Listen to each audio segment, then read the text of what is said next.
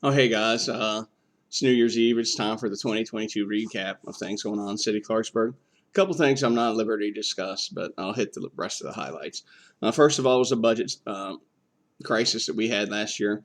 When they first entered the budget process, Harry Folk said, painted a very grim picture actually, and then he suddenly changed course and said, no, we found more money, everything's going to be fine. And the rest of council, at least the majority, 4 out of 7, chose to indulge him in this fantasy and pass large increases in spending in some areas, only to find out it wasn't true and they had to scramble to make up a huge budget shortfall. Second thing is that Harry Folk left. We still don't have a manager. They're actually taking applications for their third round of interviews. And 22 out of the last 42 months since the 2019 revolution, Clarksburg's been without a full-time manager. It's really kind of embarrassing. Part of it's they don't want to pay. Part of it is anyone can look on the internet and see how Martin Howe was treated. And if their work sessions are indicative of how they treat their job interviews, qualified candidates probably walk away saying, no way I'll work for those people.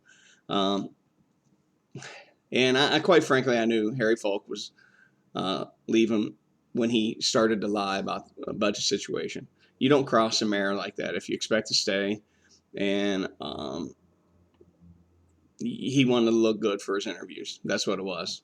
But, third things, Mark Kitty, police chief, became interim manager for a few months, and he was exactly what we needed because he was kind of a straight shooter, and there wasn't anything the council could do about it. If there's anything they're proud of, it's the changes in the police department. He's been key in that. So he could come out and tell them the truth, the things that they really didn't want to hear.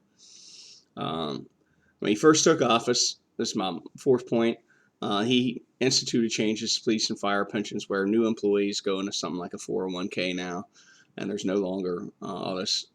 The pension liabilities won't continue to grow. It's something he had to do to save money. It's probably something that should have been done 15 years ago. And then the sewer infrastructure and other infrastructure problems really started to become highlighted. Will Hyman had a lot to do with this. He worked with Chief Kitty to just lay it out there.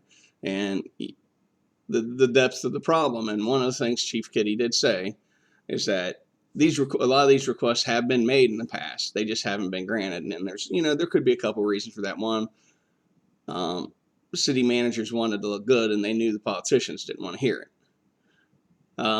And so these kind of lies just crept in there.